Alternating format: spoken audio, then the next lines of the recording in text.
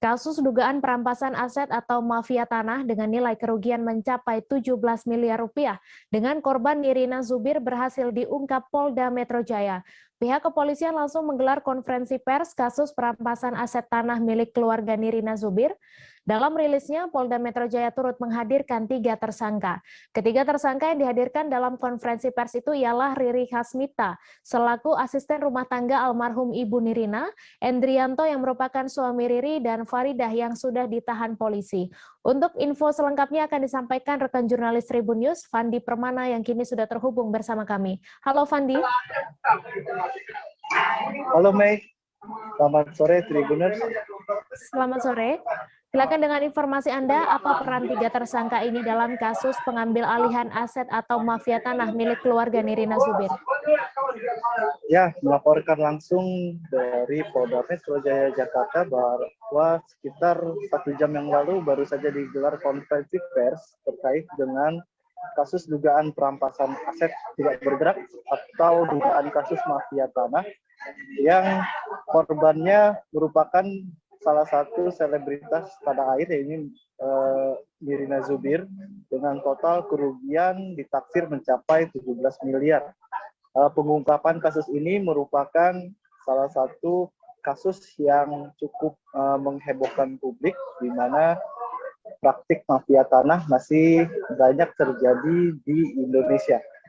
Dalam kasus ini memang Nirina Zubir mengaku bahwa aset itu berpindah yang tadinya dipegang oleh ibunya yang bernama Indria Partidi yang diketahui sudah meninggal sekitar 1 tahun yang lalu akibat sakit, ternyata pernah menyerahkan surat atau sertifikat hak milik dari kepemilikan 6 aset tidak bergerak atau tanah terhadap mantan asisten rumah tangga Nirina Zubir yang bernama Riri.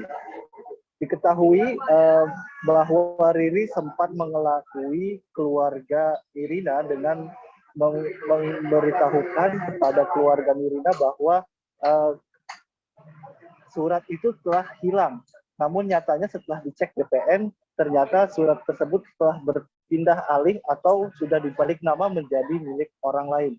Nirina pun langsung melaporkan hal tersebut ke Polda Metro Jaya pada Juni 2021 lalu, hingga dilakukan pengecekan ulang oleh Badan Pertanahan Nasional atau BPN Kanwil DKI Jakarta dan juga BPN Jakarta Barat. Dan hasilnya ditemukan bahwa aset itu telah dijual dan juga berpindah tangan, bahkan aset tersebut diagunkan untuk mengajukan kredit ke beberapa bank dengan nilai kredit mencapai miliaran rupiah. Kemudian sejak kapan dugaan mafia tanah ini diketahui oleh Nirina Zubir? Ya, Nirina Zubir sebelumnya sudah menggelar konferensi pers pada hari Rabu kemarin tanggal 17 November bahwa kecurigaan ini muncul setelah mantan asisten rumah tangganya itu sudah tidak bekerja lagi di kediaman orang tua Nirina. Memang asisten rumah tangga tersebut dipekerjakan oleh Nirina untuk mendampingi ibunya yang saat itu masih sedang sakit.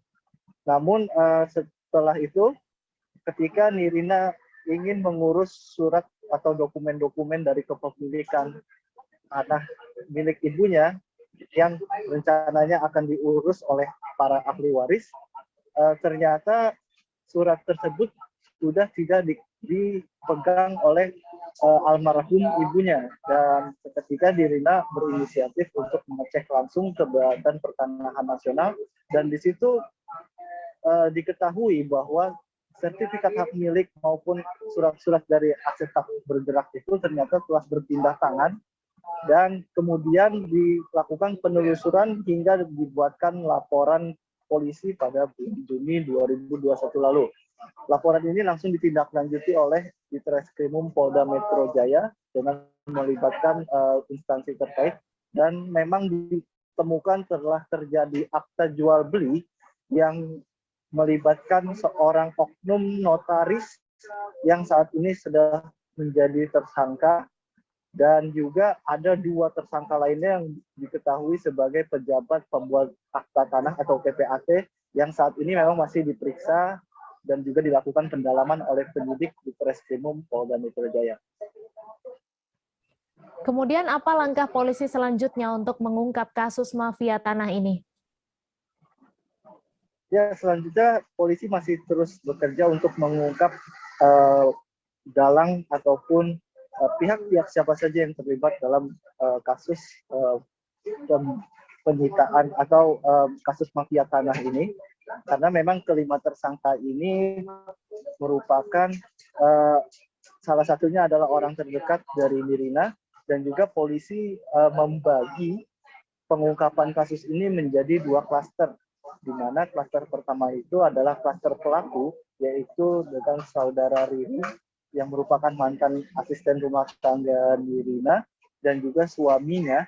Kemudian juga klaster notaris, di mana notaris ini ternyata diketahui membuat akta jual beli palsu untuk meloloskan proses peralihan kepemilikan tanah dari almarhum Ibu Nirina Zubir, Sud Indria Martini, untuk dimanfaatkan dan juga telah berpindah aset ke dalam beberapa aset lainnya, seperti aset itu dijual untuk membuat sebuah tempat usaha makanan beku atau frozen food di kampung halaman para tersangka ini.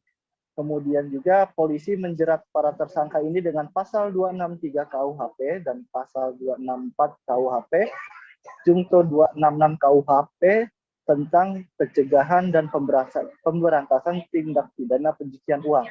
Dan juga tadi dihadirkan juga dari pihak Badan Pertanahan Nasional bahwa BPN selanjutnya juga akan mendalami lagi proses keterlibatan para tersangka ini agar tidak terjadi kasus perampasan aset atau mafia tanah ini terjadi di kemudian hari. Baik Tribuners, wartawan kami juga telah menghimpun wawancara dengan Kabid Humas Polda Metro Jaya serta di Treskrimum Polda Metro Jaya. Berikut tayangannya untuk Anda. Dari hasil laporan tersebut kemudian didalami oleh penyidik, berhasil mengamankan 3 orang pelaku. 3 orang pelaku yang kita amankan ini, ada 2 orang ini adalah suami istri yang merupakan mantan asisten rumah tangga daripada si korban atau almarhum. Kemudian 1 lagi tersangka adalah notaris. Pertama, akte yang dipalsukan adalah akte kuasa menjual. Dari akte kuasa menjual lahirlah peristiwa jual beli, lahirlah akte jual beli. Setelah akte jual beli diurus di BPN balik nama. Oleh karena itu kami mengucapkan terima kasih dari BPN, kemudahan masyarakat untuk mengecek. Ternyata haknya dia yang 6 sertifikat itu sudah berubah atas nama orang lain. Timbul pertanyaan bagaimana cara merubahnya? Ternyata melalui satu proses akte jual beli yang salah. Kok bisa orang yang tidak punya hak menjual belikan? Oh, ternyata ada akte lagi di atasnya, yaitu kuasa menjual, akte kuasa menjual yang juga dipalsukan. Terhadap kepalsuan tadi, maka beralihlah hak korban kepada pihak lain.